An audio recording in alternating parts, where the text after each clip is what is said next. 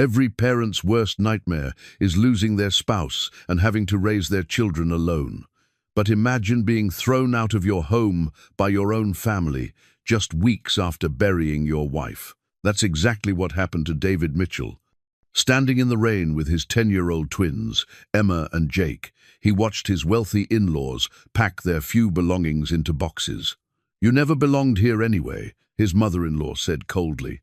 David had nowhere to go except a run-down house on the wrong side of town. He worked 3 jobs just to keep food on the table while his children asked when they could go home. What David didn't know was that his late wife Sarah had left him something that would change everything. A lawyer was searching for him with news about a $200 million inheritance. But would this money heal the pain of rejection or teach him what family really means? Before we jump back in, tell us where you're tuning in from. And if this story touches you, make sure you're subscribed, because tomorrow I've saved something extra special for you. David Mitchell had never thought much about money until he didn't have any. Sitting on the front porch of the house on Elm Street, watching paint peel from the shutters in long, deliberate strips, he turned Sarah's wedding ring over and over between his fingers. The simple gold band caught the afternoon light, reflecting memories of a time when love seemed like enough to conquer anything. They had met at the university library during his graduate studies in history. Sarah was tucked into a corner carrel, surrounded by art books and sketching something in the margins of her notebook. Her blonde hair fell like a curtain across her face, and when she looked up at his approach, her green eyes held a warmth that made him forget whatever clever opening line he'd prepared. "You're in my usual spot," she said, but she was smiling. "I can move," he offered, already reaching for his books. "Or you could sit here and tell me why you're carrying around a biography of Theodore Roosevelt at 9 o'clock on a Friday night." That was Sarah, direct but never harsh, curious about everything and everyone. She came from the kind of family that appeared in the society pages of the newspaper, but she wore faded jeans and paint-stained sweaters to class. Her father, Charles Whitmore, owned half the commercial real estate in the city. Her mother, Margaret, traced her lineage back to railroad barons and spoke in the clipped tones of someone who had never questioned her place in the world. David's family ran a small hardware store in a neighboring town. His father worked with his hands, knew the names of every customer, and believed that a man's worth was measured by his integrity rather than his bank account. When David brought Sarah home for the first time, his parents welcomed her with the kind of warmth that money couldn't buy. When Sarah brought David to meet the Whitmores, the reception was decidedly cooler. "Teaching is a noble profession," Charles had said during that first dinner, his tone suggesting it was anything but. "Of course, private schools pay considerably more than public ones. David wants to make a difference in the community," Sarah had replied, her hand finding his under the table. "He believes education should be accessible to everyone." Margaret had smiled tightly. How idealistic. Despite their disapproval, Sarah had chosen David. They were married in a small ceremony at her family's estate, though Margaret made it clear she would have preferred something grander. Sarah wore her grandmother's dress not because she couldn't afford something new, but because she loved the story behind it. Her grandmother had eloped during the Depression, choosing love over social expectations. "She was my inspiration," Sarah told David on their wedding night, sitting on the edge of their modest apartment's bed. "She taught me that real wealth has nothing to do with money." The twins arrived 2 years later, Emma with Sarah's artistic soul and thoughtful nature, Jake with David's determination and protective instincts. They lived simply but happily in a small house near the school where David taught. Sarah worked part-time at a local art gallery, more for the joy of it than from necessity. She had access to her trust fund, but they rarely touched it except for emergencies. "I want the children to understand the value of things," she would say, when David suggested they could afford something nicer. "I don't want them to grow up thinking money solves everything." The Whitmores visited occasionally, always with subtle criticism, disguised as concern. The house was too small. The neighborhood wasn't prestigious enough. David's salary was insufficient for raising their grandchildren properly. Sarah deflected their comments with grace, but David could see the strain it caused her. When the twins were 8, Sarah found the lump. She said nothing for weeks, hoping it would disappear, but David noticed her distraction during their evening walks. He noticed how she held her left arm differently, how she paused longer than usual when climbing stairs. "It's probably nothing," she said when she finally told him about the doctor's appointment. It wasn't nothing. The diagnosis was aggressive breast cancer, and despite the best medical care money could buy, the prognosis was grim. Sarah faced the treatments with the same quiet courage she brought to everything else. She made instructions for David about the children's routines, their likes and dislikes, their fears and dreams. "Emma needs time to process emotions," she wrote in her careful handwriting. "She'll want to draw about it before she can talk about it. Jake will try to take care of everyone else. Don't let him carry too much responsibility." During those long months of chemotherapy and radiation, the Whitmores made their opinions clear. They wanted Sarah to come home to the estate where she could be properly cared for. They wanted the children to attend private school. They wanted David to accept a position at Charles's company, something with more security and prestige. "They mean well," Sarah said after a particularly tense visit from her mother. "Do they?" David asked gently. Sarah was quiet for a long time, staring out the window at the small garden she had planted when they first moved in. "I think they're afraid," she finally said. "Afraid that when I'm gone, they'll lose the children too." "They won't lose them. We're family." Sarah looked at him then, and something flickered in her expression, a sadness he couldn't quite interpret. "Promise me something, David. Promise me you'll remember that you're enough. Just as you are, you're enough." He promised, though he didn't understand why she seemed so worried about it. Sarah's health declined rapidly in the final months. She spent hours in her study, writing letters and making phone calls she wouldn't discuss. David assumed she was handling her financial affairs, ensuring the children's education funds were properly managed. He was focused on being present for every moment they had left, treasuring the quiet conversations and gentle touches that would soon be memories. The day she died, holding his hand while the twins slept curled against her hospital bed, Sarah's last words were about the children. "Take care of them. Help them remember that love is the only thing that lasts." The funeral was held at the Whitmore family church, a grand stone building where Sarah had been baptized as an infant. Margaret took charge of the arrangements, organizing a service that reflected the family's social standing more than Sarah's humble nature. David sat in the front pew with Emma and Jake, watching colleagues and acquaintances file past the ornate casket, and felt utterly alone despite the crowd. In the weeks that followed, the Whitmores began their campaign of gentle pressure. They visited daily, bringing elaborate meals the children barely touched, and suggestions about practical arrangements. The house was too full of memories. The children needed stability. David needed support, raising them alone. "We're family," Margaret would say, her hand resting possessively on Emma's shoulder. "We want what's best for everyone." David tried to be gracious. They were grieving too, and he understood their desire to feel useful. But their version of help felt increasingly like control. They criticized his parenting choices, his financial decisions, his plans for the children's future. When he mentioned enrolling the twins in public middle school, Charles made calls to private institutions without consulting him. "We can afford to give them advantages," Margaret argued when David protested. Sarah would have wanted that. "Sarah wanted them to have a normal childhood," David replied. "She said so many times." "Sarah was sick," Margaret said, her voice gentling in a way that felt condescending.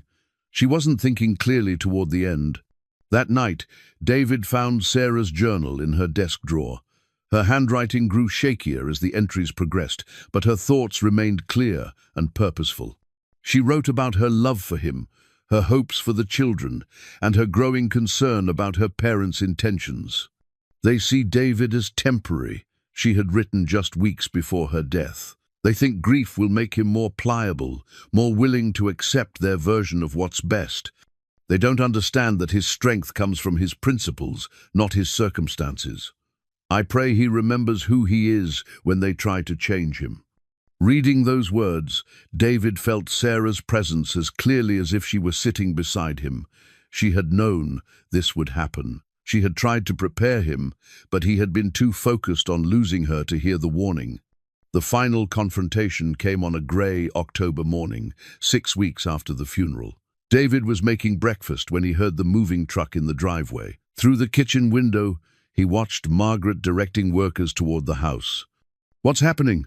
Emma asked, clutching her stuffed rabbit. "I don't know, sweetheart," David said, but his heart was already sinking. Margaret entered without knocking, her expression set with the kind of determination David had learned to fear. "We've made arrangements," she announced.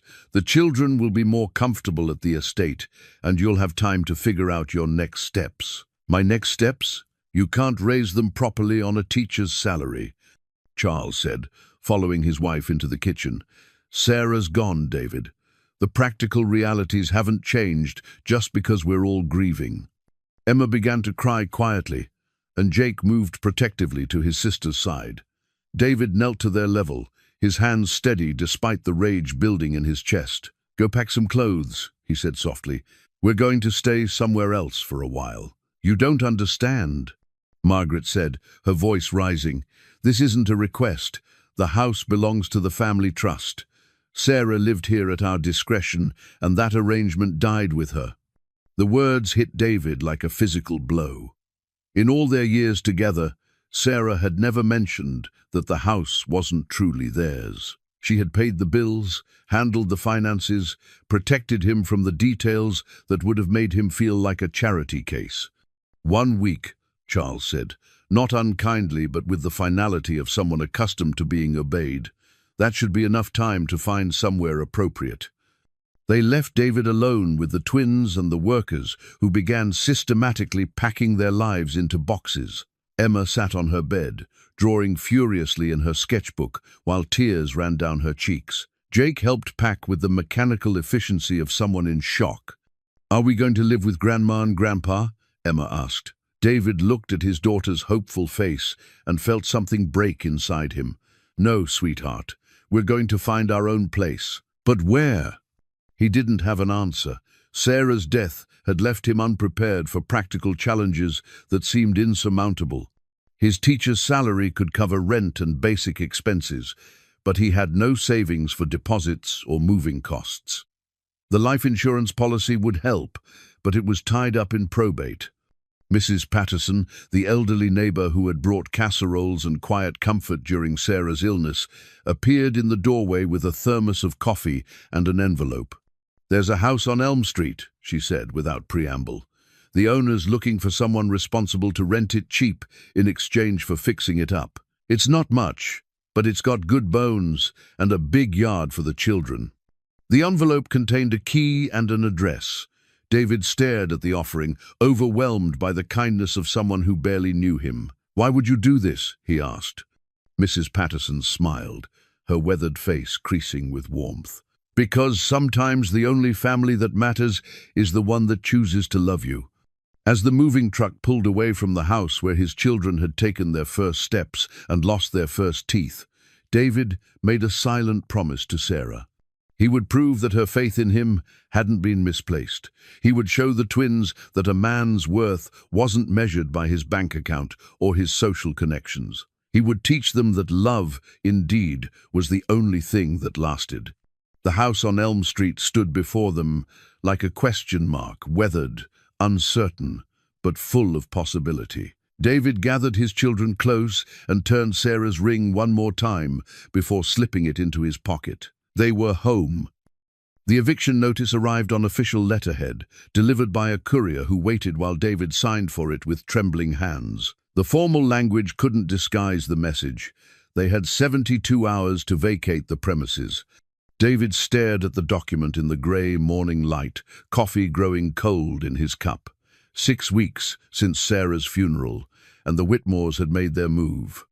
The notice cited breach of residency agreement and failure to maintain property standards, legal fiction, designed to provide cover for what was essentially a family coup. "Daddy?" Emma appeared in the kitchen doorway, still in her pajamas, clutching the stuffed rabbit Sarah had given her for her 8th birthday. "Why are there men outside?" Through the window, David could see the moving truck parked in their driveway like a patient predator. 2 workers sat in the cab, waiting for instructions. Margaret Whitmore stood on the front lawn in her wool coat, checking her watch with the precision of a general coordinating an invasion. "We're going to be moving," David said carefully, kneeling to Emma's level. "Remember how we talked about adventures?" Emma's green eyes, so much like her mother's, filled with uncertainty. "But Mama's things are here, her paints and her books and her garden." The garden. Sarah had spent countless hours nurturing the small plot behind the house, teaching the twins to plant seeds and tend seedlings. Emma had helped her choose the flowers, while Jake had been fascinated by the vegetables. It was where Sarah had felt strongest during her illness, drawing energy from the earth and sunshine. Jake appeared beside his sister, already dressed and alert. At 10, he possessed a protective instinct that sometimes worried David. The boy had appointed himself guardian of the family's remaining pieces, counting and recounting their possessions as if vigilance alone could keep them safe. "How long do we have?" Jake asked, his voice steady but his hands clenched into small fists. Before David could answer, the front door opened without ceremony. Margaret entered with the authority of ownership, followed by Charles and 2 men in expensive suits David didn't recognize. "Good morning," Margaret said, her tone suggesting this was anything but good. "I trust you received the notice. We've arranged for a moving service to help with the transition." "You can't just throw us out," David said, rising to his full height. The eviction notice crinkled in his grip. "This is our home. This house belongs to the Whitmore Family Trust," Charles replied, consulting a folder thick with legal documents. Sarah had usage rights during her lifetime, but those rights weren't transferable. Surely you understood that. David hadn't understood that at all. Sarah had handled their finances, paid the utilities, dealt with maintenance issues. She had protected him from feeling like a dependent, and in doing so, had left him vulnerable to this moment. "Where are we supposed to go?" Emma whispered. Margaret's expression softened fractionally as she looked at her granddaughter. "Darling, you and Jake will come home with us. Grandfather has already arranged enrollment at Whitfield Academy, and your rooms are waiting at the estate." "What about Daddy?" Jake demanded, stepping closer to David's side. "Your father needs time to make proper arrangements for his future," Margaret said carefully. "He'll visit, of course, but—" "No." The word came out sharper than David intended, startling everyone in the room. "We stay together. That's not negotiable." One of the lawyers cleared his throat. "Mr. Mitchell, I understand this is emotional, but you need to consider what's practical. The children have substantial trust funds that will ensure their education and security. You want what's best for them." "I am what's best for them," David said quietly. "I'm their father." Charles stepped forward, his voice taking on the reasonable tone of a man accustomed to getting his way through patience rather than force. "David, be realistic. You can't provide for them the way we can. Private schools, college funds, cultural opportunities. None of that matters if they lose their family," David interrupted. "We are their family," Margaret said, her composure cracking slightly. "We're their blood. You're just what?" David's voice remained calm, but something dangerous flickered in his eyes. Margaret caught herself, but the damage was done. The silence stretched uncomfortably until Emma began to cry, not the dramatic sobbing of a child seeking attention, but the quiet, heartbroken weeping of someone who understood that the adults had failed her. Jake put his arm around his sister, his jaw set with determination. "We're not going anywhere without Dad. Now see here, young man," Charles began. "No," Jake said, his voice carrying more authority than a 10-year-old should possess. "Mom told us that families stick together no matter what. She said that's what makes them families." David felt a surge of pride so intense it nearly brought him to his knees. Sarah's values lived on in their children, stronger than any legal document or financial pressure. "Very well," Margaret said, her mask of concern slipping to reveal something colder underneath. If that's your choice, you have until tomorrow evening to collect your personal belongings and leave. And go where? David asked. Margaret shrugged with studied indifference. That's hardly our concern anymore. The next 36 hours passed in a blur of packing and desperate phone calls. David contacted every rental agency in the city, but his teacher's salary and lack of security deposit eliminated most options. The few properties he could afford were either unsafe or unavailable immediately. Mrs. Patterson appeared at intervals with sandwiches and quiet support. She helped Emma pack her art supplies while David wrestled with the larger furniture. Jake appointed himself inventory manager, creating careful lists of what they were taking and what they were leaving behind. "Will we ever come back?" Emma asked, as they loaded the last boxes into David's aging sedan. David looked at the house where his children had learned to walk, where he and Sarah had dreamed about their future, where love had been the only currency that mattered. The garden was already showing signs of neglect, the late-season flowers drooping without Sarah's careful attention. "I don't know, sweetheart," he said honestly, "but wherever we go, we'll be together." The house on Elm Street looked like hope that had been abandoned and left to weather. The paint was peeling, the front steps sagged, and several windows were covered with plywood. But it had a roof, 4 walls, and rent David could manage if he was careful. Mrs. Patterson had driven them there in her ancient Buick, having insisted they needed a proper escort to their new home. She produced a key from her purse with the ceremony of a fairy godmother dispensing magic. "The owner's been looking for the right tenant," she explained as they stood on the cracked sidewalk. "Someone who'll see the potential instead of just the problems." Inside, the house smelled of dust and abandonment. The rooms were larger than David had expected, with high ceilings and hardwood floors hidden beneath years of neglect. Emma walked through the empty spaces like a small ghost, her footsteps echoing in the silence. "It needs work," Jake observed, with the practicality he'd inherited from both parents. "It needs love," David corrected, surprising himself with the certainty in his voice. "And we've got plenty of that." They spent their first night on air mattresses in the living room, sharing a pizza Mrs. Patterson had insisted on buying. By lamplight, the room looked less forbidding, the shadows softer, the possibilities more apparent. "Tell us about when you and Mama first moved in together," Emma requested, snuggling against David's side. So David told them about the tiny apartment near the university, how they'd furnished it with hand-me-downs and yard sale finds, how Sarah had painted murals on the walls to make it feel like home. He told them about the first dinner party they'd hosted, serving spaghetti on mismatched plates to friends who became family. "Were you scared?"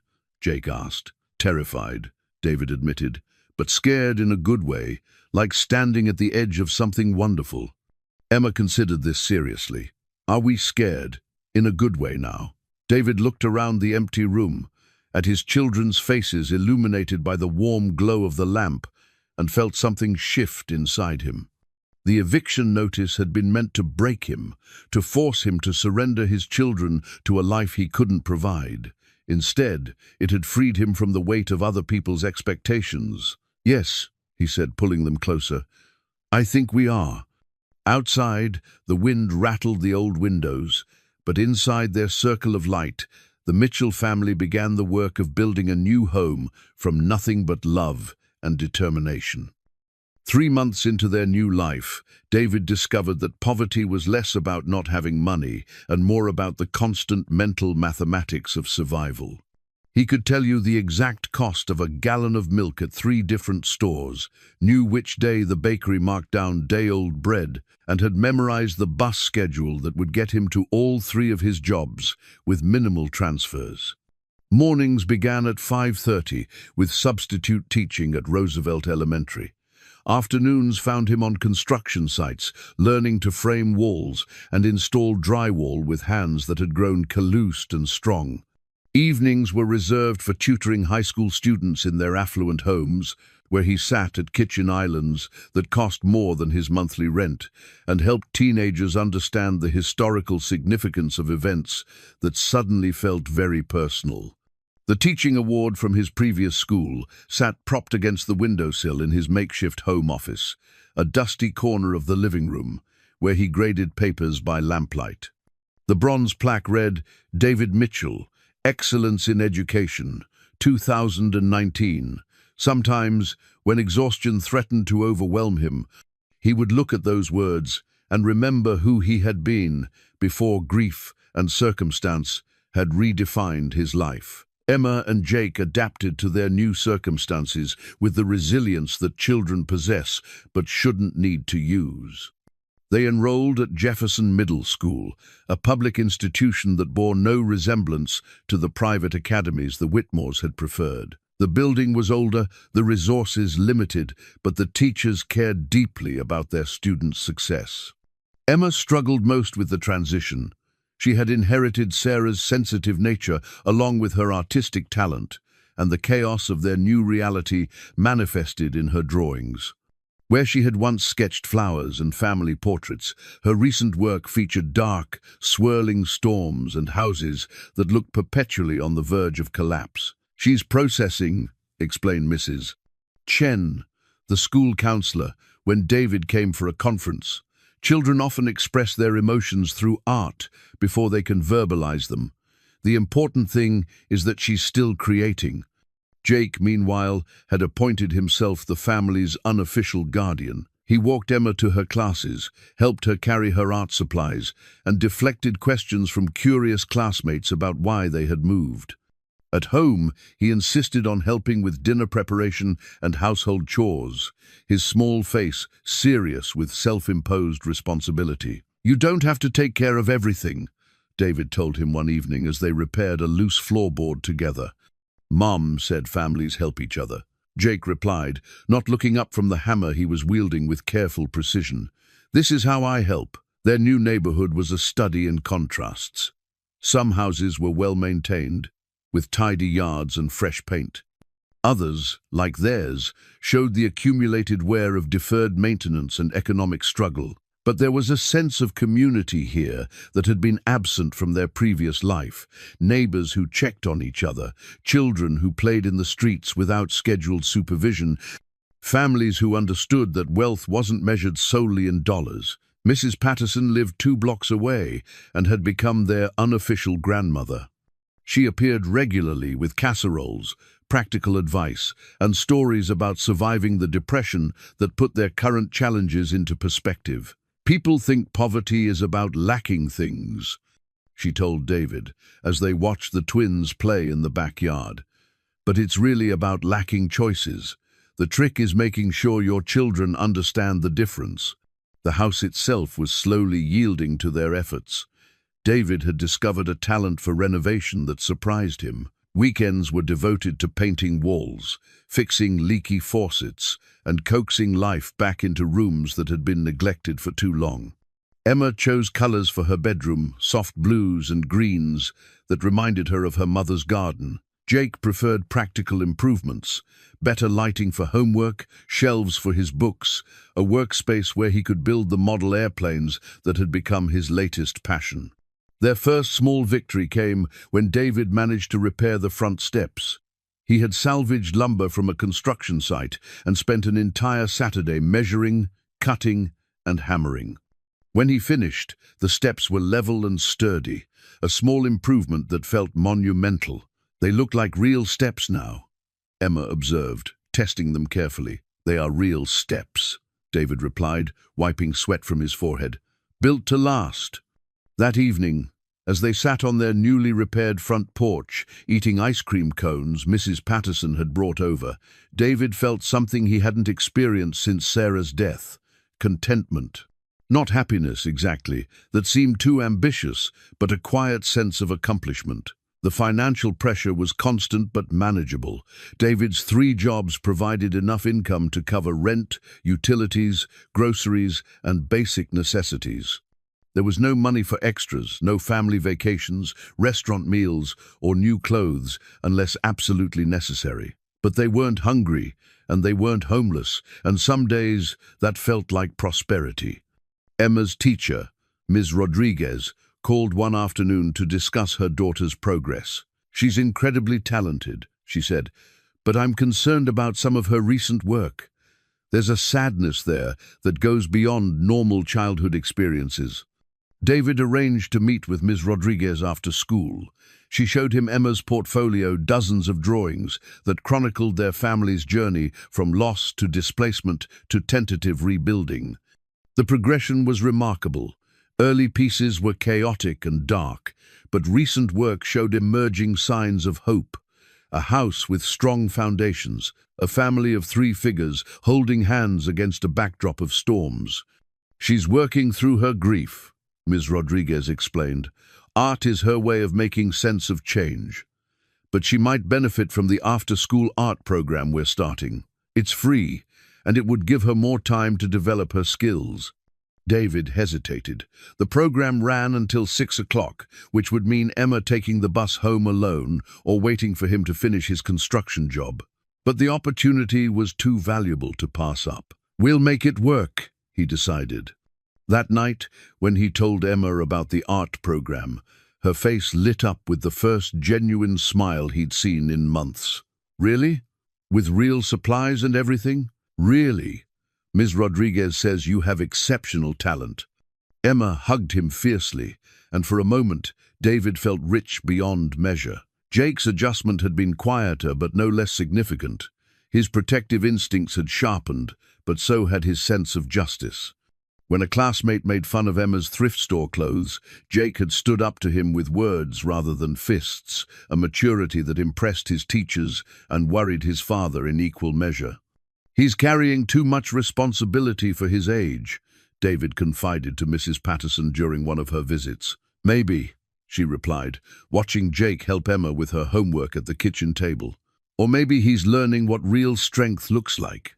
Sometimes, children surprise us with how much they can handle when they know they're loved. As autumn settled over their neighborhood, the house on Elm Street began to feel less like a refuge and more like a home. David had planted a small garden in the backyard, nothing as elaborate as Sarah's, but enough to provide fresh vegetables and give the children a connection to the earth their mother had loved.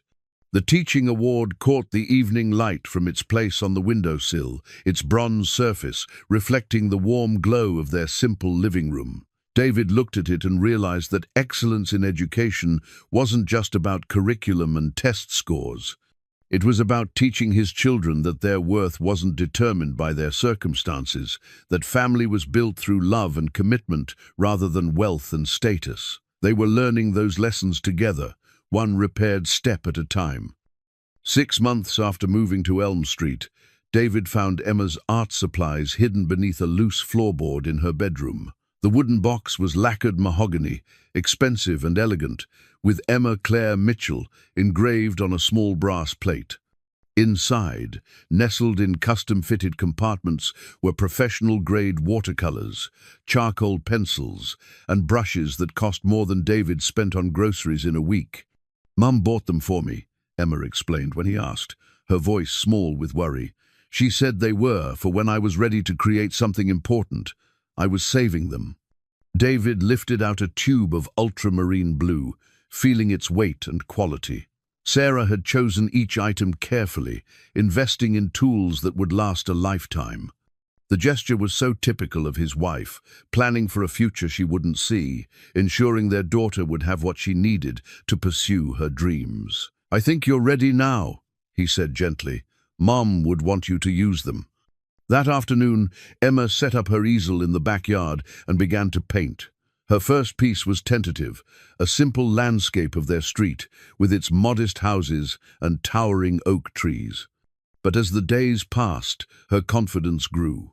She painted their house before and after David's renovations, capturing the transformation from neglect to care. She painted Jake building a birdhouse, his tongue poking out in concentration. She painted David, reading on the front porch, looking peaceful in a way that surprised him. The art supplies became a bridge between Emma's past and present, a tangible reminder that some gifts transcended loss. When she worked with them, she spoke to her mother, quiet conversations about color choices and composition that David pretended not to overhear. Jake's adaptation had taken a different form. He had discovered the neighborhood's informal network of boys who traded baseball cards, built tree forts, and engaged in elaborate games of capture the flag that spanned multiple yards. For the first time since Sarah's death, he was acting like a typical 10-year-old rather than a miniature adult. David watched from the kitchen window as Jake played catch with Tommy Rodriguez, Mrs. Rodriguez's grandson, who lived 3 houses down. The boys' laughter carried on the evening air, a sound David had worried he might never hear again. "He's making friends," Mrs. Patterson observed, joining David at the window with 2 cups of coffee. She had taken to stopping by most evenings, ostensibly to check on their progress, but really because she enjoyed their company as much as they enjoyed hers. "I was starting to worry he'd forgotten how to be a kid," David admitted. "Children are resilient, but they need permission to heal," she replied. "Sounds like you're all giving each other that permission." The phone had been ringing with increasing frequency, always the same number, always during dinner or homework time. David had stopped answering calls from numbers he didn't recognize, assuming they were telemarketers or debt collectors. His financial situation was precarious but stable. He didn't need reminders about bills he was already struggling to pay. But the calls persisted with a determination that eventually wore down his resistance. On a particularly exhausting Tuesday, after Jake had asked 3 times why the phone kept ringing, David finally answered, "Mr. Mitchell, this is Robert Harrison from Harrison, Walsh and Associates. I've been trying to reach you regarding your late wife's estate." David's first instinct was suspicion. Sarah's will had been simple. She had left everything to him and the children, though everything had amounted to modest savings and personal belongings. The Whitmores had made it clear that any family money was tied up in trusts and foundations he had no access to. "I'm not interested in whatever you're selling," David said, starting to hang up. "Mr. Mitchell, please, this concerns a trust established by your wife that you may not be aware of. I represent the Meridian Foundation, and there are legal matters that require your immediate attention." Something in the lawyer's tone made David pause. "What kind of legal matters? I'd prefer to discuss this in person. Are you available to meet tomorrow?" David looked around their small kitchen, where Emma was working on homework at the table they'd rescued from a thrift store, and Jake was building a model plane on the counter. Their life was finally finding its rhythm. The last thing he needed was legal complications that might threaten their stability. "I can't afford a lawyer," he said bluntly. "Mr. Mitchell, you don't understand. You're not being sued. There's money involved, a substantial amount, but I need to verify your identity and discuss the terms of the trust. Could we meet at my office tomorrow at 10? David agreed, though he spent the night wondering what Sarah might have set in motion without telling him. They had shared everything, or so he had believed. But her journal had revealed depths of planning and foresight he hadn't suspected. Perhaps there were other secrets waiting to be discovered. The law offices of Harrison, Walsh and Associates occupied the top floor of a downtown building. David remembered from his courting days with Sarah.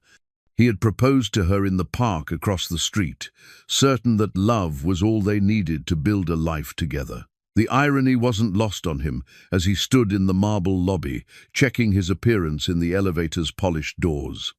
His clothes were clean, but clearly budget-conscious khakis with a carefully mended tear. A button-down shirt that had seen better days but was well pressed. His hands bore the calluses and small scars of manual labor, a stark contrast to the manicured professionals bustling through the building. Robert Harrison was younger than David had expected, with kind eyes behind wire-rimmed glasses and a manner that suggested competence without arrogance. His office was lined with law books and family photos, comfortable rather than intimidating. "Thank you for coming," Harrison said, gesturing toward a leather chair. "I know this must be confusing, especially given the timing." "What timing?" Harrison consulted a thick file on his desk. According to the trust documents, I was instructed to wait exactly 1 year from the date of your wife's death before making contact. She was very specific about that timeline. David felt a chill of recognition. Sarah had always been deliberate about timing, waiting for the right moment to plant seeds, to have difficult conversations, to make important decisions. Even in death, she was orchestrating events with careful precision. She knew, David said quietly. She knew her parents would try to take the children. Harrison nodded. The trust documents referenced specific circumstances that would trigger its activation. The death of the beneficiary, followed by what she termed financial or emotional coercion by her family members. Her instructions were quite detailed. What kind of trust? Harrison opened a folder and withdrew a document thick with legal language. Mr. Mitchell, your wife established a private foundation worth approximately $200 million. You are the sole trustee, with full discretionary authority over its distribution. The words hit David like a physical blow. He stared at the lawyer, certain he had misheard. That's impossible. Sarah didn't have that kind of money. She inherited it from her maternal grandmother, who had specifically excluded it from the family estate. Your wife kept it separate from her parents' wealth, managed through an independent firm. She spent years planning how to ensure it would be used according to her values rather than theirs. David thought about their modest life, the careful budgeting, the times Sarah had suggested they could afford small luxuries, but chose simplicity instead. She had been sitting on a fortune while they clipped coupons and shopped at thrift stores. Why didn't she tell me? Harrison's expression softened. According to her letter, she wanted you to prove to yourself and to her family that you could provide for your children regardless of financial circumstances. She believed that knowledge of the trust might change how you approached that challenge. As David walked home through the city streets, the lawyer's words echoing in his mind, he realized that Sarah's final gift wasn't the money itself. It was the confidence that came from knowing he had already proven himself worthy of it. 8 months after the eviction, David discovered the photograph while cleaning out a box of miscellaneous items the movers had hastily packed. It was their last family portrait, taken during Emma's 9th birthday party at the Whitmore estate. Sarah sat in the center, radiant despite her illness, with David behind her and the twins on either side. But the photo had been torn jaggedly, angrily separating David from his family. Margaret had kept the portion with Sarah and the children, discarding the piece that contained their father. Emma found him staring at the torn edge, his thumb tracing where his own image had been severed from theirs. "I saved it," she whispered, producing the missing piece from her jewelry box. "I saw Grandma throw it away after the funeral, but I snuck it out of the trash." David's hands shook as he fitted the pieces together. The tear was ugly, dividing the image like a scar, but the family was whole again. Emma had risked her grandmother's anger to preserve their unity, understanding something the adults had forgotten. "Should we tape it?" she asked. "No," David said softly. "Let's frame it just like this. Sometimes the broken places tell the most important part of the story." The photograph took its place on the mantel, a reminder that love could survive even deliberate attempts to destroy it. But it also marked a turning point in David's thinking about the trust fund revelation. For weeks, he had wrestled with Sarah's secret, alternating between gratitude and bewilderment. Now, looking at the torn image, he began to understand her strategy. She had known her family would try to erase him from their children's lives. The money wasn't just inheritance, it was ammunition for a war she had foreseen, but hadn't lived to fight. His old colleague Mark Henderson appeared unexpectedly one Saturday morning, looking uncomfortable but determined. They had taught together for 6 years before Sarah's illness forced David to take extended leave. Mark's presence in their modest neighborhood was jarring, his expensive car and tailored clothes, a stark reminder of the life David had left behind. "I heard about what happened," Mark said, accepting a cup of coffee and looking around the small kitchen with poorly concealed surprise. The whole faculty was shocked when you didn't come back this fall.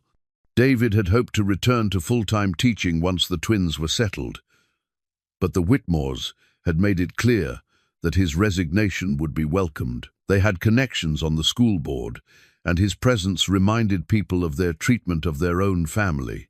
"It was time for a change," David said diplomatically. Mark studied him carefully. "You look good, actually. Different, but good. More." He paused, searching for the word. "Substantial, I guess. Like you've been doing real work." David flexed his calloused hands, thinking of the satisfaction that came from building and repairing things with his own effort.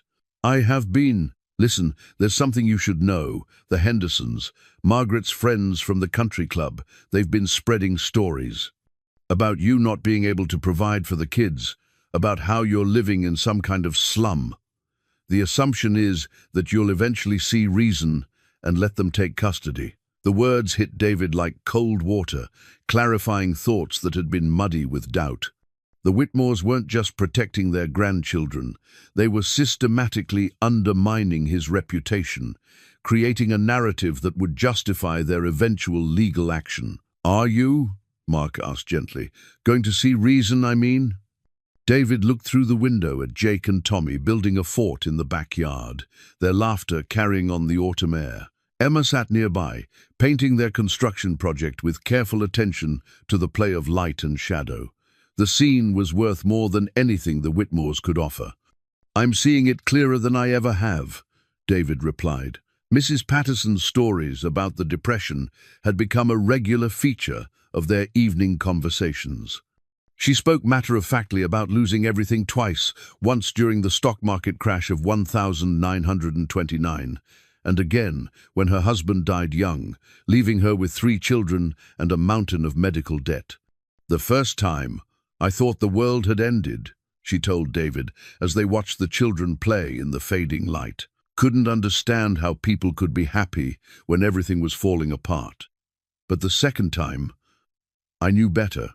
Happiness isn't about having everything you want, it's about appreciating what you have while you have it." Her words resonated deeply with David's current situation. The trust fund knowledge sat in his mind like a loaded weapon, offering solutions to every financial concern but threatening to change the essential nature of their rebuilding process. Sarah had chosen to live simply despite her wealth. Perhaps there was wisdom in following her example. Emma's art show at Jefferson Middle School was scheduled for the first Thursday in November. David arranged to leave his construction job early, determined not to miss this milestone in his daughter's recovery. The gymnasium was decorated with student artwork, and parents wandered between displays with the careful pride of people celebrating their children's achievements. Emma's section drew consistent attention. Her paintings had evolved from the dark, chaotic expressions of early grief to more complex compositions that captured both loss and hope. Her centerpiece was a triptych titled Home, 3 panels showing their house on Elm Street in different seasons. Winter showed it stark and weather-beaten, spring revealed new growth and fresh paint, and summer depicted it as a place of warmth and activity. "Your daughter has remarkable talent," said a woman David didn't recognize. She wore the kind of understated elegance that suggested serious money. "Have you considered private art instruction?" David felt the familiar pang of limitation, another opportunity his circumstances might prevent him from providing. But before he could respond, Ms. Rodriguez appeared at his elbow. "Emma's been accepted into our advanced art program," she announced proudly. "It's a pilot program funded by a private grant, completely free to qualifying students. She'll work with professional artists twice a week after school." Emma's face lit up with joy, and David felt his chest swell with pride. His daughter was succeeding not because of money or connections, but because of her own talent and determination. The art supplies Sarah had bought were finally being used for their intended purpose. At home that evening, as they celebrated Emma's achievement with ice cream and impromptu art critiques, Jake surprised everyone by revealing his own news. "I made the honor roll," he said casually, producing a certificate from his backpack. "And Mr. Peterson wants me to join the math competition team." David stared at his son, realizing that while he had been focused on providing basic necessities, both children had been quietly excelling. They weren't just surviving their circumstances, they were thriving because of them. "Mom would be proud," Emma said softly, and for the first time since her death, the mention of Sarah brought comfort rather than pain. As David tucked the children into bed that night, he caught sight of the torn photograph on the mantel. The image seemed different somehow, less tragic and more triumphant. They had been broken apart by cruelty and circumstance, but they had chosen to heal together. The trust fund remained his secret, but its existence had given him something more valuable than money: the knowledge that Sarah had believed in his ability to raise their children well, regardless of his financial resources. He had proven her faith justified, one small victory at a time. Outside, the November wind rattled the windows of their modest home, but inside, the Mitchell family was discovering that wealth measured in love and accomplishment was the only currency that truly mattered. The recipe box appeared during a November cleaning session, tucked behind Sarah's winter coats in the bedroom closet. David almost missed it, a simple wooden container, unremarkable except for the careful way Sarah's handwriting covered dozens of index cards inside. But these weren't just recipes. They were love letters disguised as cooking instructions. David's favorite meatloaf. Read one card. "He says it tastes like home. Don't tell him the secret ingredient is love. He thinks it's the Worcestershire sauce." Another card contained instructions for sick day soup. With a note in the margin: "Emma needs extra crackers when she's sad. Jake prefers just the broth. Both need extra hugs while it's cooking." There were holiday menus with detailed timelines, birthday cake recipes with modifications for the twins' preferences, and comfort foods for difficult days. Each card revealed Sarah's intimate knowledge of her family's needs and her determination to provide for them, even in her absence. At the bottom of the box, David found a sealed envelope marked "For difficult decisions." Inside was a letter in Sarah's familiar handwriting. "My dearest David, if you're reading this, you've discovered what I hoped you never would need: a roadmap for the hardest moments of parenthood. I know you're probably angry with me for keeping secrets. I know you're confused about the money and what it means for our family, but I need you to understand something. I never wanted you to change. I fell in love with a man who measured success by the love he gave rather than the wealth he accumulated. The children need that man, especially when the world tries to convince them otherwise. The money is a tool, nothing more. Use it if you must, ignore it if you can, but never let it define who you are. You are enough, exactly as you are. With all my love, Sarah." David read the letter 3 times before the words fully penetrated. Sarah had anticipated his struggle with the inheritance, his concern about maintaining his integrity while accepting her family's wealth. She had known him well enough to understand that the money would feel like both blessing and burden. 1 year had passed since their eviction from the Whitmore estate. David marked the anniversary not with bitterness, but with quiet satisfaction at how far they had come. The house on Elm Street bore little resemblance to the deteriorating structure they had first encountered. Fresh paint brightened the exterior, the garden produced vegetables for their table, and every room showed evidence of careful attention and modest investment. Emma's artistic development had accelerated beyond anyone's expectations. The advanced art program had connected her with Mrs. Chen, a retired professional artist who had taken a special interest in nurturing young talent. Twice a week, Emma stayed after school to work with watercolors, charcoal, and techniques that transformed her natural ability into genuine skill. "She has an unusual gift for emotional expression," Mrs. Chen told David during a parent conference. "Most children her age focus on technical accuracy, but Emma paints feelings. It's quite remarkable." Jake's mathematical aptitude had earned him a place on the regional competition team, where he worked with students from schools across the district. The diversity of the group, children from various economic backgrounds united by intellectual curiosity, had taught him that intelligence was distributed without regard to social status. "I like Jefferson better than my old school," he confided to David one evening. "The kids here aren't weird about money. They care more about whether you're good at stuff." Lisa Martinez had joined the faculty at Jefferson as a fifth-grade teacher, and her presence had complicated David's carefully ordered emotional life. She was intelligent, kind, and completely unimpressed by social distinctions that had once seemed insurmountable. When she laughed at his stories about construction mishaps or asked his opinion about educational policy, David felt himself remembering what it was like to be seen as more than just a struggling single father. "She likes you," Emma observed with the directness that 10-year-olds possessed. "She gets that look when she talks to you." "What look?" "The same one Mom used to get, like you're the most interesting person in the room." David felt a familiar pang of loyalty to Sarah's memory, but it was tempered now by the understanding that grief wasn't meant to be permanent. Sarah's letter had encouraged him to find happiness again, to model for their children that love wasn't a finite resource that could be depleted by sharing it. The persistent phone calls from Robert Harrison had finally worn down David's resistance. The lawyer had been patient but determined, respecting the timeline Sarah had established, while making it clear that legal obligations couldn't be indefinitely postponed. "Mr. Mitchell, I understand this is overwhelming," Harrison said during their second meeting. "But the trust requires annual distributions, and there are tax implications that need immediate attention. Your wife structured this to benefit charitable causes as well as your family, but it needs active management." David learned that Sarah had been quietly supporting various organizations, homeless shelters, literacy programs, and scholarships for underprivileged students. The Meridian Foundation operated in her name, but without public recognition, funding causes she had cared about while avoiding the social obligations that came with visible philanthropy. She was adamant that charity should be private, Harrison explained.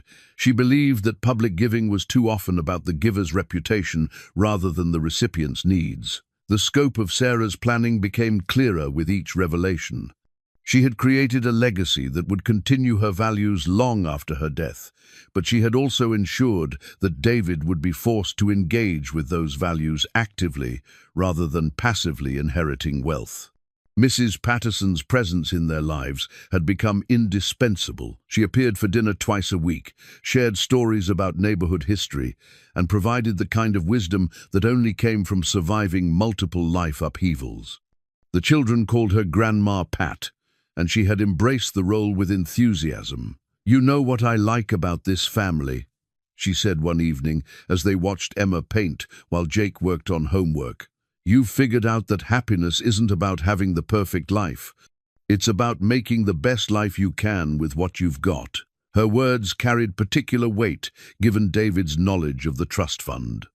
He had what many would consider the perfect solution to every problem: money to buy a better house, provide private education, ensure financial security.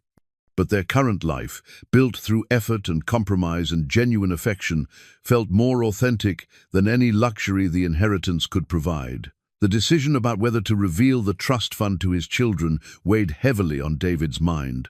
They were old enough to understand the implications, mature enough to handle the responsibility, but young enough that the knowledge might fundamentally alter their developing sense of identity and values. Sarah's recipe box had become a regular source of comfort during decision-making moments. Her practical wisdom about daily life extended to larger questions about parenting and priorities. In the margin of her recipe for chocolate chip cookies, she had written, "The best ingredients can't save a recipe if you rush the process. Good things take time." As winter approached their modest home, David felt a contentment that had nothing to do with material circumstances. They had created something precious, from very little, a family held together by choice rather than obligation, strengthened by adversity rather than weakened by it. The trust fund remained his secret, but its existence had already served its most important purpose, proving to David that he was capable of providing everything his children truly needed, regardless of his financial resources. Sarah's faith in him had been justified not by wealth, but by character, not by what he could buy, but by who he had chosen to become. Standing in their small kitchen, surrounded by the evidence of a life rebuilt from scratch, David finally understood what Sarah had been trying to teach him. True prosperity wasn't about having money, it was about having the wisdom to know when you were already rich. Robert Harrison arrived at precisely 10 o'clock on a grey December morning, carrying a leather briefcase that seemed to contain the weight of revelation. David had finally agreed to a home meeting after months of postponement, partly because the lawyer's persistence had worn down his resistance, and partly because the twins deserved to understand their inheritance before they grew much older. Emma and Jake sat on the living room couch, flanking David like small guardians. They had been told only that a lawyer needed to discuss their mother's will, a conversation David had dreaded but could no longer avoid. "Your mother was a remarkable woman," Harrison began, settling into the chair Mrs. Patterson had donated when their furniture proved insufficient for company. "She spent considerable time planning for your family's future, and she left very specific instructions about when and how you should learn about her arrangements." David watched his children's faces, seeing Sarah's features reflected in their serious expressions. Emma's artistic sensitivity made her particularly attuned to emotional undercurrents, while Jake's protective instincts had him sitting straighter, prepared to defend his family against unknown threats. "What kind of arrangements?" Jake asked, with the directness he had inherited from both parents. Harrison opened his briefcase and withdrew a thick folder marked Meridian Foundation Trust. The legal documents inside looked ominous and official, but David noticed Sarah's handwriting on several pages, personal notes that humanized the formal language. "Your mother established a private foundation in her name, worth approximately $200 million, Harrison said gently. "Your father is the primary trustee, and you are both beneficiaries with certain rights and responsibilities." The silence that followed was profound. Emma's eyes widened with a combination of confusion and concern, while Jake's expression shifted from confusion to something approaching anger. "200 million?" Emma whispered. "That's like being rich. "We are rich," Jake said flatly. "We've been rich this whole time, and Dad didn't tell us." David felt the weight of his children's stares, the accusation implicit in Jake's tone. He had prepared for this moment, but had underestimated how betrayed they might feel by the secrecy. "I only found out a few months ago," David said carefully. "Your mother didn't tell me about it either. She wanted us to prove we could build a good life together before we knew about the money." Harrison reached into the folder and withdrew a sealed envelope addressed to Emma and Jake in Sarah's distinctive handwriting. "She left this for you, with instructions that it should be opened only when you learned about the trust." Emma accepted the letter with trembling hands, and Jake moved closer to read over her shoulder. David watched their faces as they absorbed their mother's words, seeing the progression from confusion to understanding to something approaching awe. "She says she hid the money because she wanted us to learn that happiness doesn't come from having things." Emma read aloud. "She says rich kids sometimes grow up thinking money solves problems instead of learning to solve them themselves." Jake continued reading. "She says Dad is the best person she knows, and she wanted us to see how good he is at taking care of us before we knew about the money that could make it easier." Harrison nodded approvingly.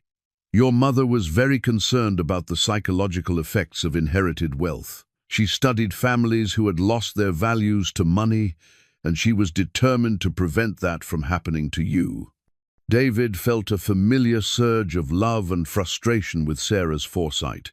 Even in death, she was orchestrating their emotional development with the precision of a master teacher. "But why now?" Emma asked. "Why tell us now instead of waiting until we're older?" "Because," Harrison explained, "the trust requires active management, and your father needs to make decisions about charitable distributions. Your mother wanted you to be part of those decisions, to learn about responsible stewardship while you're still forming your values." He spread several documents across the coffee table, financial statements, charitable giving reports, and investment summaries that painted a picture of Sarah's quiet philanthropy. The Meridian Foundation had been supporting literacy programs, homeless shelters, and educational scholarships for years, all without public recognition or family knowledge. Mom was secretly helping people?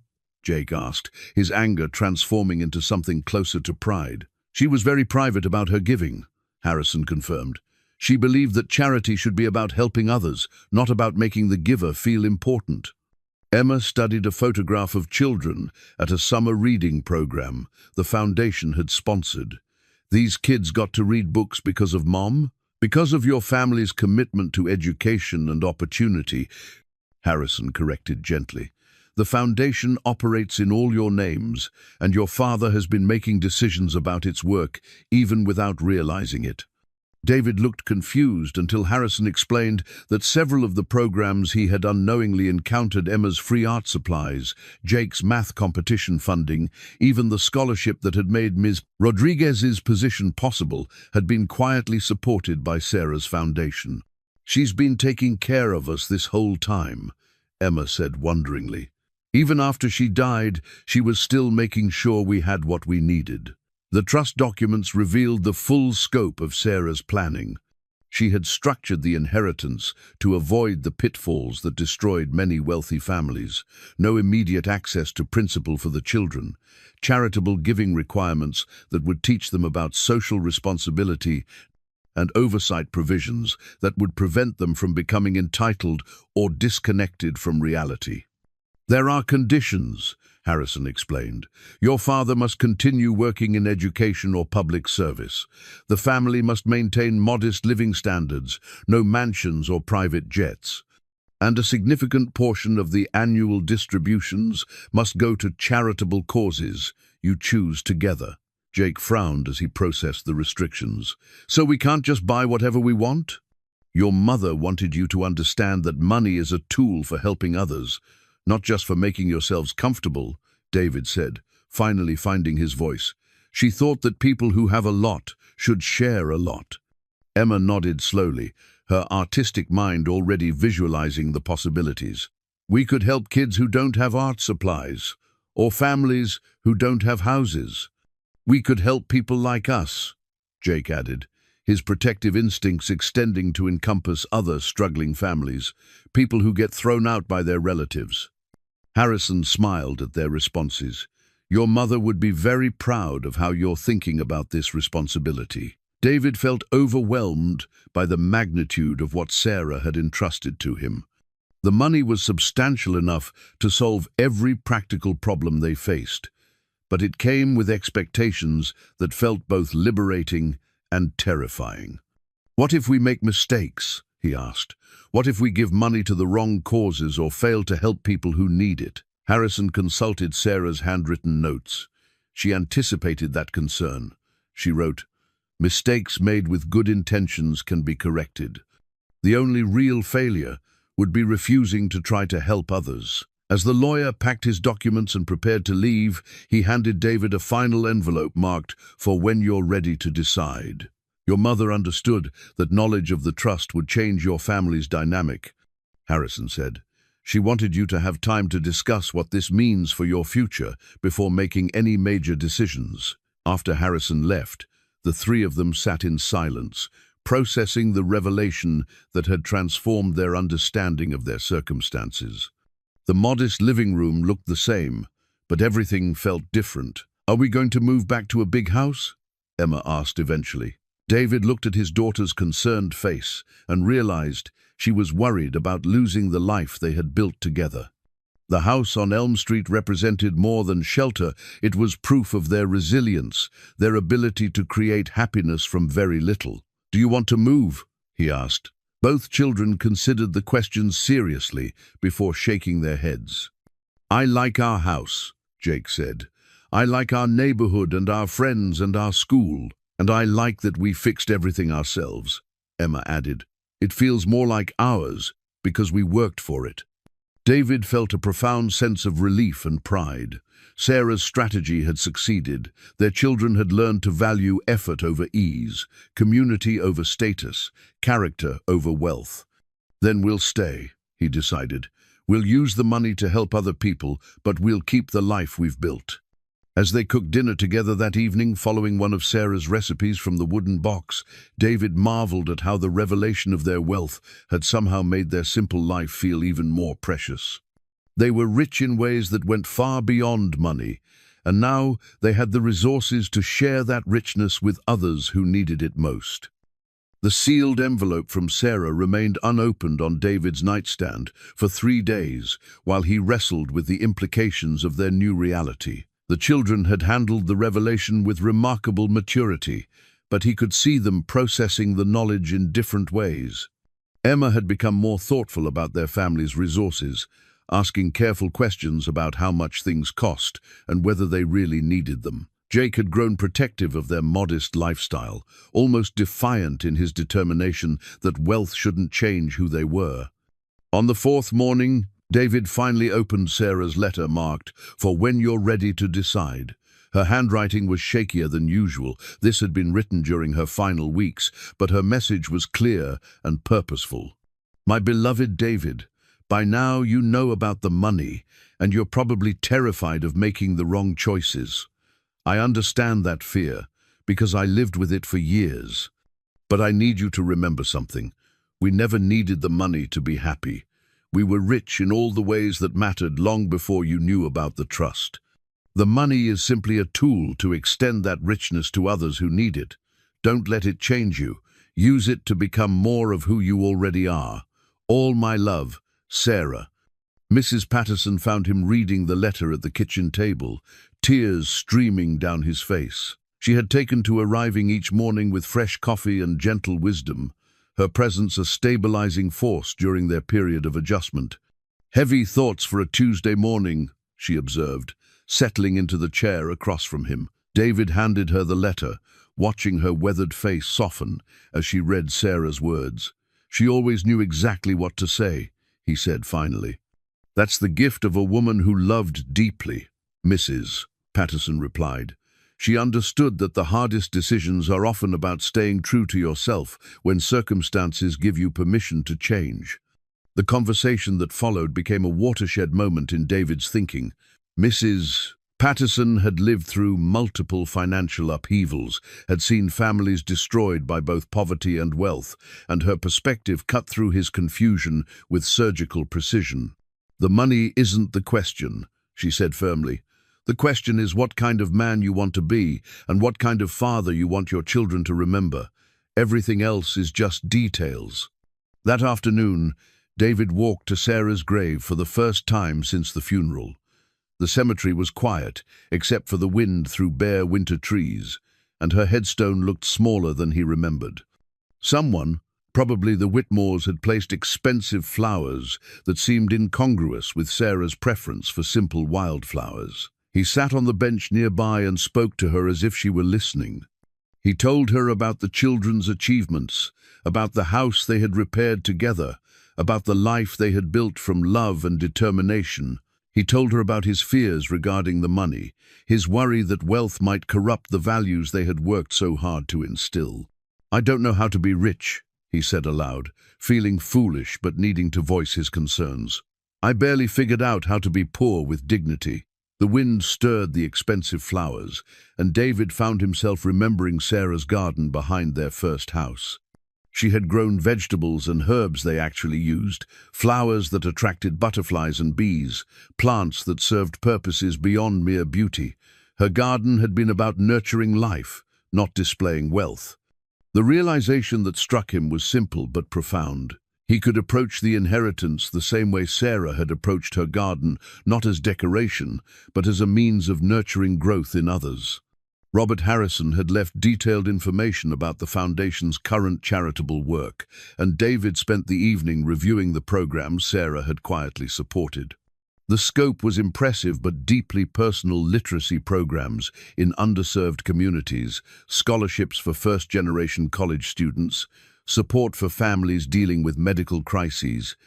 "She was helping people like us," Emma observed, studying a report about emergency housing assistance. "People who needed help but didn't know where to find it." Jake had become fascinated by the scholarship program. reading profiles of students who had overcome difficult circumstances to pursue education. "This kid's dad died when he was 8, and now he's studying to be a doctor," he said, pointing to a photograph. "The scholarship helped him stay in school." David felt a growing sense of purpose as he understood Sarah's vision. She hadn't simply accumulated wealth, she had created a system for transforming financial resources into human potential. The foundation was her garden, carefully tended to produce lasting benefits for people who needed opportunities more than charity. The practical decisions began to crystallize around this understanding. They would remain in the house on Elm Street, using modest foundation funds to complete necessary repairs and improvements. The children would continue at Jefferson Middle School, but the foundation would quietly support programs that benefited all students. David would return to full-time teaching, knowing that financial security allowed him to focus on education rather than survival. But first, there was a confrontation he could no longer avoid. Word of the inheritance had somehow reached the Whitmores. Harrison suspected a deliberate leak from someone in the legal community who knew both families. Margaret called twice before David answered, her tone a careful mixture of surprise and calculation. "David, darling, I had no idea Sarah had made such arrangements," she said, her voice dripping with newfound sweetness. "We should discuss what this means for the children's future." The assumption in her words was telling that wealth changed everything, that his proven ability to care for his children was somehow irrelevant compared to the number in his bank account. "It doesn't change anything," David replied evenly. "We're happy where we are. But surely you can see that the children deserve better than." Margaret caught herself before completing the insult. "They deserve every advantage, David. Private schools, cultural opportunities, the society connections that will serve them well in life. They have everything they need," David said firmly. "They have family, education, and a community that values them for who they are, rather than what they have." The conversation ended with Margaret's thinly veiled threat to explore legal options if David continued to make irresponsible decisions about the children's welfare. The call left him shaken but also resolved. The inheritance gave him the resources to fight any custody battle the Whitmores might attempt, but more importantly, it proved that his children were thriving under his care. Lisa Martinez had become a more frequent presence in their lives, though David remained cautious about introducing romantic complications into their carefully balanced family dynamic. She understood his hesitation without taking offense, supporting his priorities while making her own feelings gently clear. "You're overthinking this," she said one evening as they watched the children work on homework at the kitchen table. "They're not fragile. They're not going to shatter if they see their father happy." Her words echoed Mrs. Patterson's frequent observations about the healing power of joy. Sarah's memory would always be precious, but it didn't require David to remain perpetually in mourning. The inheritance had given him financial freedom, but emotional freedom was a choice he had to make for himself.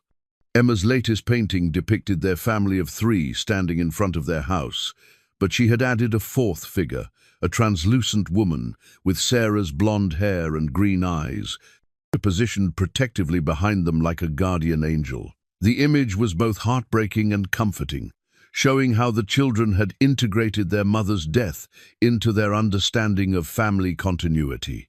"She's still taking care of us," Emma explained when David studied the painting, "just in a different way now." Jake had begun asking questions about investment strategy and charitable giving, his mathematical mind engaged by the complexity of managing substantial resources responsibly. "If we give away too much too fast, we won't be able to help people for very long," he reasoned. "But if we don't give away enough, we're not really helping as many people as we could." His 10-year-old analysis of sustainable philanthropy impressed David and confirmed Sarah's wisdom in exposing the children to these concepts early. They were learning to think about wealth as a responsibility rather than a privilege, understanding that having money meant having the power to improve other people's lives. The final piece of Sarah's plan became clear when Harrison delivered the Foundation's annual report. Hidden among the financial statements and program summaries was a section titled Legacy Giving, a fund Sarah had established specifically for David to use in honoring her memory. The instructions were simple: find a cause that would make her proud and invest in it with the same love and attention she had brought to their family. Standing in their small kitchen, surrounded by the evidence of a life rebuilt through determination and grace, David finally understood what Sarah had been preparing him for. The inheritance wasn't about changing their circumstances, it was about expanding their capacity to create the kind of positive change they had experienced in their own lives. He was ready to face the Whitmores not as a supplicant seeking approval, but as a man who had proven his worth through action rather than wealth. He was ready to show them that true family was built through love and commitment, not financial advantage. Most importantly, he was ready to teach his children that the greatest inheritance Sarah had left them wasn't money. It was the example of how to live with purpose, integrity, and compassion for others who needed help finding their way home. The Whitmore estate looked exactly as David remembered: imposing wrought-iron gates, manicured grounds, and the kind of old-money elegance that whispered of inherited privilege rather than earned success. But as he walked up the circular driveway with Emma and Jake beside him, David felt none of the intimidation that had once made him question his worth. The months of rebuilding their lives had given him something more valuable than wealth: unshakable confidence in his identity as a father and provider.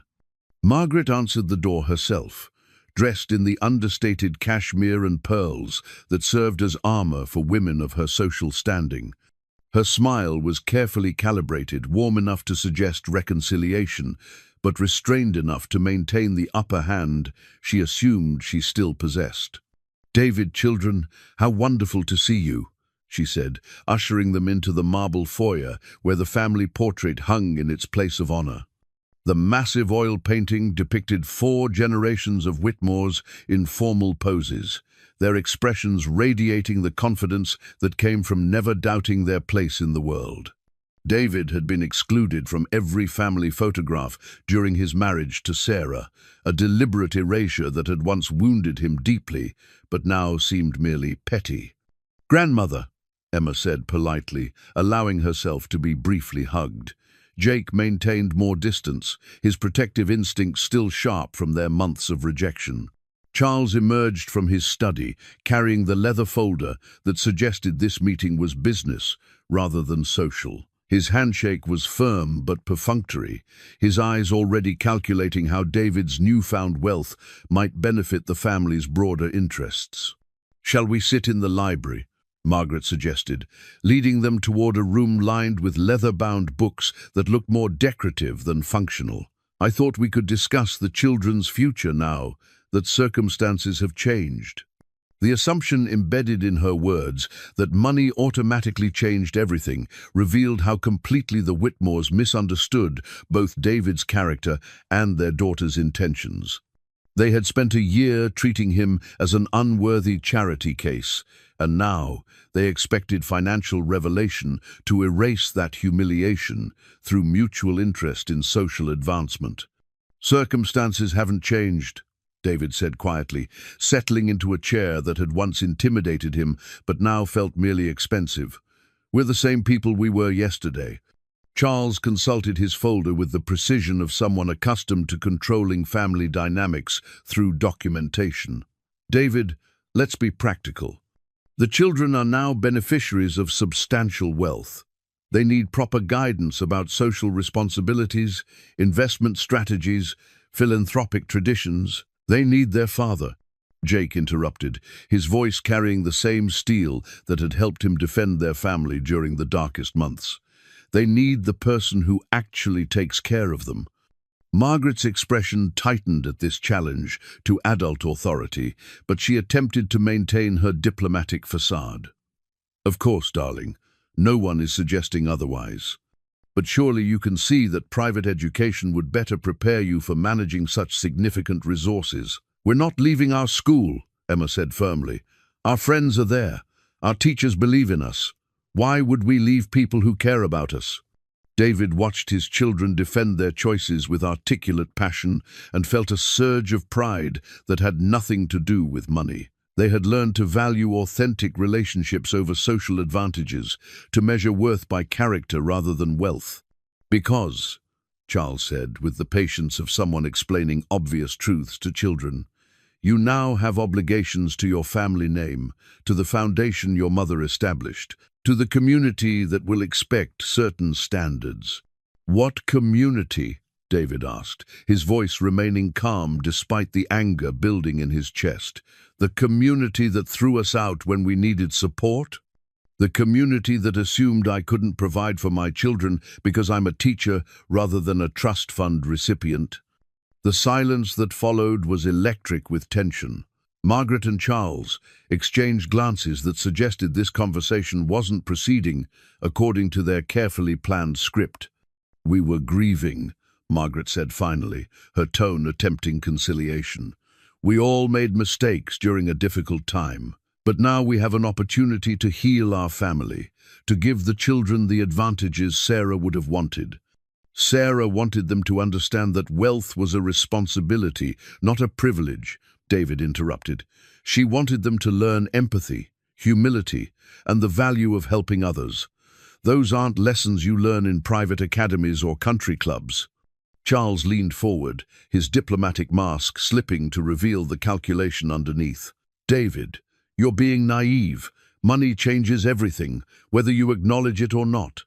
The children will be targeted by people who want to exploit their wealth, judged by standards you don't understand, expected to navigate social situations you can't prepare them for.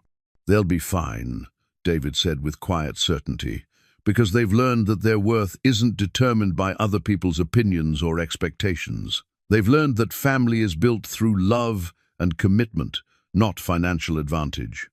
Emma reached for David's hand, her small fingers intertwining with his calloused ones in a gesture that spoke louder than any argument. Jake moved closer to his father's side, presenting a united front that no amount of money could fracture. Margaret stared at the three of them, father and children bound together by shared struggle and mutual devotion, and something flickered in her expression. For a moment, David glimpsed the grief she had been hiding behind social maneuvering, the desperate attempt to maintain connection to her deceased daughter through control of her grandchildren. The revelation came not through grand gesture but through quiet observation. Margaret's carefully maintained composure cracked as she watched Emma sketch in a notebook. She had brought a simple drawing of their house on Elm Street, surrounded by the garden they had planted together.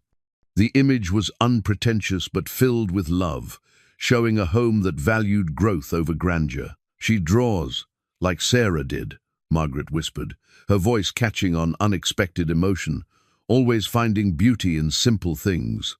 David realized that the Whitmores' attempts to reclaim their grandchildren weren't entirely about social status or family pride. They were grieving parents, desperate to maintain connection to their daughter through the only pieces of her that remained. Their methods had been controlling and hurtful, but their underlying motivation was heartbreakingly human. Sarah learned to see beauty in simple things because she chose to, David said gently. She could have lived surrounded by expensive possessions, but she preferred a garden she could tend with her own hands, a home where love mattered more than luxury. Charles set down his folder, the legal documents suddenly seeming less important than the conversation at hand. We just want what's best for them, he said, his voice stripped of its earlier authority. We want to honor Sarah's memory by ensuring they have every opportunity. The best thing for them is stability, Jake said with the matter-of-fact wisdom that came from experiencing both loss and recovery. We've been through enough changes. We don't want to change anymore. Emma looked up from her drawing to address her grandparents directly. We know you love us, but Daddy loves us too, and he's been taking good care of us. We're happy where we are. The simple statement carried more power than any legal argument or financial negotiation. These children had found healing and security with their father, had thrived in circumstances the Whitmores had dismissed as inadequate. Their contentment was visible in their confidence, their artistic and academic achievements, their ability to speak their truth without fear. David reached into his jacket pocket and withdrew a manila envelope. "There's something you should see," he said, handing Margaret photographs from Emma's recent art show. "These are some of the paintings Emma created this year." Margaret's hands trembled as she studied the images' works that chronicled their family's journey from devastation to renewal. The progression was remarkable. Early pieces full of dark chaos, gradually giving way to compositions that showed healing, growth, and hope. The final painting in the series depicted their modest house glowing with warm light, surrounded by neighbors and friends who had become chosen family. "She's extraordinary," Margaret breathed, her professional art appreciation overriding her emotional defenses. "These show such sophistication, such emotional depth." She learned to express her feelings through art because she felt safe to have feelings, David explained, because she knew that our love wasn't conditional on her being perfect or impressive. She could be sad, angry, confused, hopeful, and we would still be her family.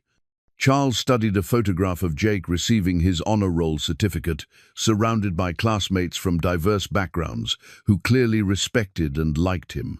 "He looks confident," he observed, as if surprised that a child could thrive outside exclusive social circles. He learned that his worth comes from his character and effort, not from his family's reputation or bank account, David said. "He's proud of what he's accomplished because he earned it himself." The house deed David withdrew from the envelope was modest, a simple document transferring ownership of a 3-bedroom home on Maple Street, one neighborhood over from Elm Street but significantly nicer. The mortgage had been paid in full through the foundation, ensuring stability while maintaining the community connections that had become essential to their healing. "We're not rejecting wealth," David explained, as Margaret examined the deed. "We're using it responsibly. The children will have college funds, financial security, and the resources to pursue their dreams. But they'll also understand that money is a tool for helping others, not just for personal comfort." He showed them the Foundation's updated mission statement, written with input from Emma and Jake. The document outlined their commitment to supporting families in crisis, educational opportunities for underserved communities, and arts programs that gave children creative outlets during difficult times. "Sarah would be proud of this," Charles said quietly.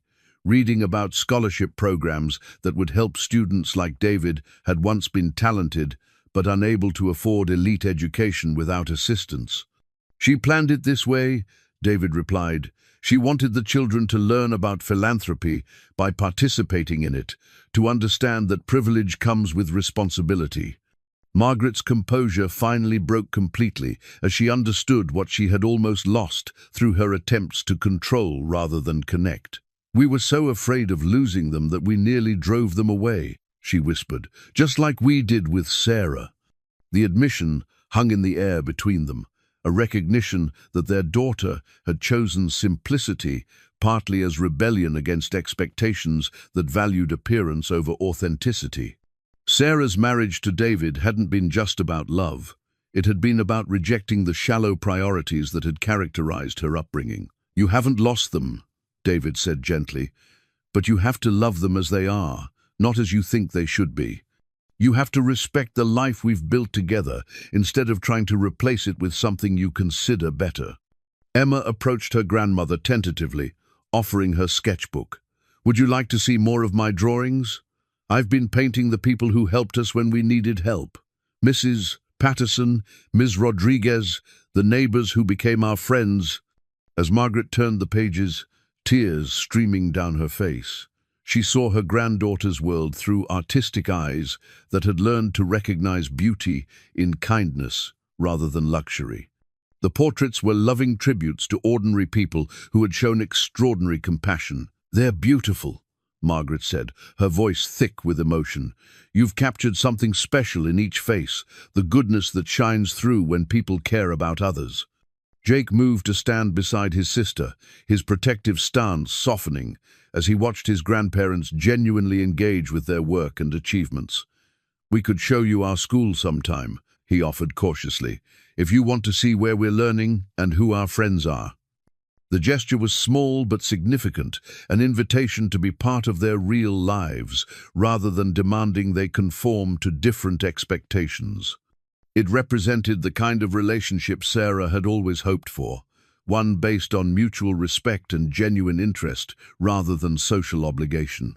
Charles nodded slowly, understanding that acceptance of their choices was the price of maintaining family connection. "We'd like that very much," he said. "And perhaps you could tell us more about the Foundation's work. Your father and Sarah have created something remarkable."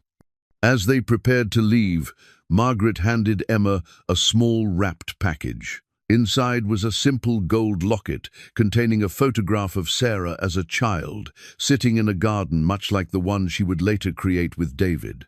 "She always preferred flowers she could pick and give away," Margaret said softly. "Even as a little girl, she understood that the best things in life were meant to be shared." The drive home was quiet but peaceful. David glanced in the rearview mirror at his children, seeing the satisfaction that came from standing firm in their values while remaining open to reconciliation. They had learned to hold their ground without hardening their hearts, a lesson that would serve them well in navigating future challenges. "Are we going to see them more often now?" Emma asked as they pulled into their driveway. "If they can accept us as we are," David replied. "Family relationships have to be based on respect, not control." Jake unbuckled his seatbelt but didn't immediately get out of the car. "Dad, I'm glad we didn't let them change our minds about our life. What we have is pretty good." David looked at their modest house, where Mrs. Patterson was visible through the kitchen window preparing dinner, where the garden showed signs of their careful tending, where every improvement represented their shared effort and love. "Yes," he agreed, feeling the deep contentment that came from knowing he had honored both Sarah's memory and her hopes for their family. "What we have is very good indeed." 2 years later, Emma's painting hung in the place of honor above their fireplace, a family portrait unlike any traditional representation. David stood in the center, his arms around Emma and Jake, but their mother's presence was unmistakable. Sarah appeared as a figure of light behind them, her hands resting protectively on their shoulders, her expression radiating the love that transcended death. Emma had titled the piece "Complete," and David understood why every time he looked at it. The house on Maple Street had become everything their first home on Elm Street had promised to be. Comfortable without being ostentatious, it provided space for the children to grow while maintaining the sense of community that had been essential to their healing. Mrs. Patterson lived just around the corner now, having moved to a senior community that kept her close to the family she had adopted. She still appeared for dinner twice a week, regaling them with stories and dispensing wisdom that had guided 3 generations through life's complexities. Emma's artistic development had exceeded everyone's expectations. Her work was now displayed in a small gallery downtown, with proceeds supporting the Foundation's arts education programs. She had learned to paint not just with technical skill, but with emotional intelligence that touched viewers deeply. Her latest series, Families, depicted various configurations of love and support: single parents, blended families, chosen families, elderly neighbors caring for young children. Each painting celebrated the truth that family was defined by devotion rather than biology. "I want people to see that love comes in lots of different shapes," she explained to the local newspaper reporter who interviewed her about the gallery showing.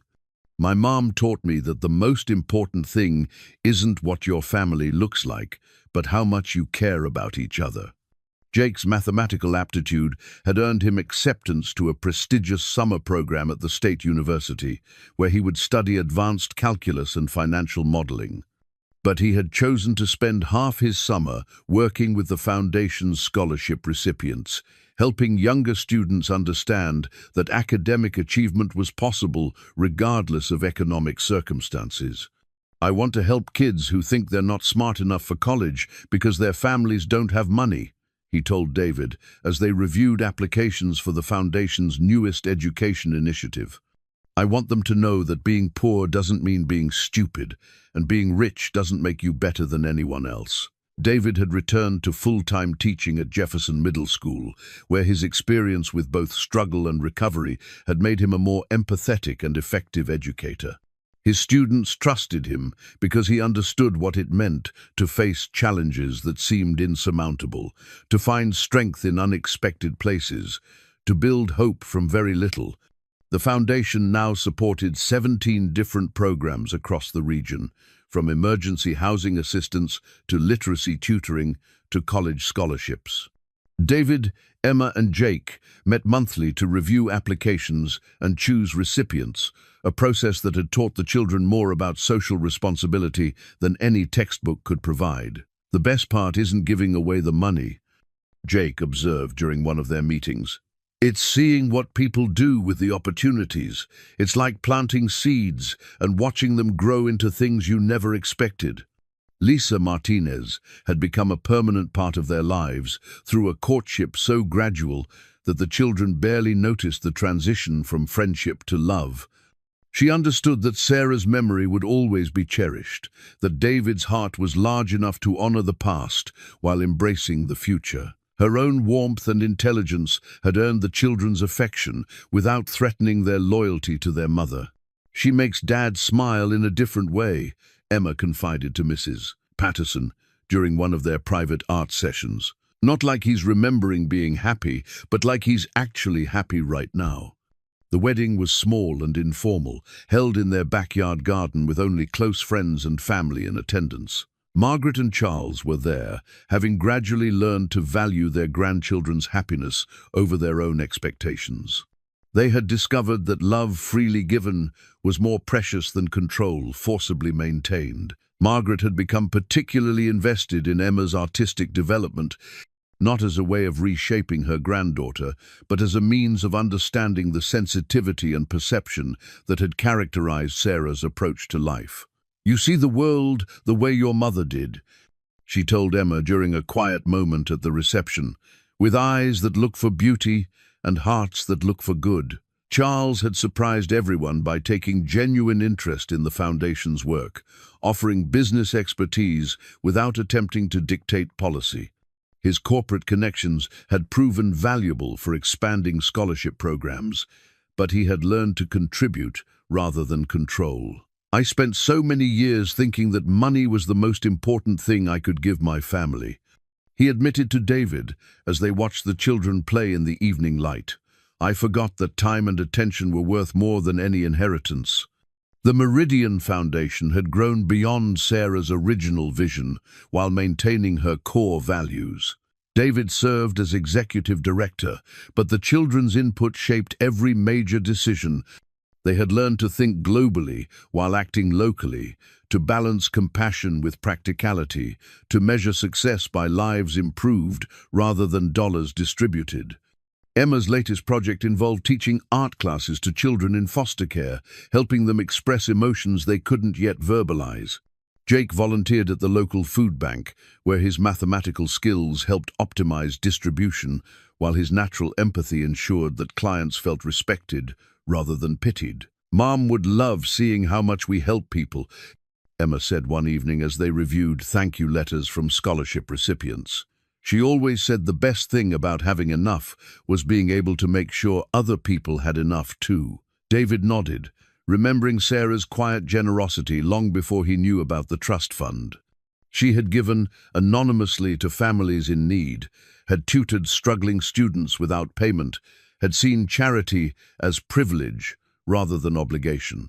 The foundation was simply an extension of values she had lived every day.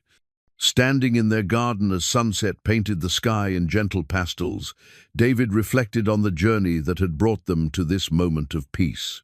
The eviction that had seemed like catastrophe had become the catalyst for discovering their true strength. The wealth that might have corrupted had instead become a tool for creating positive change.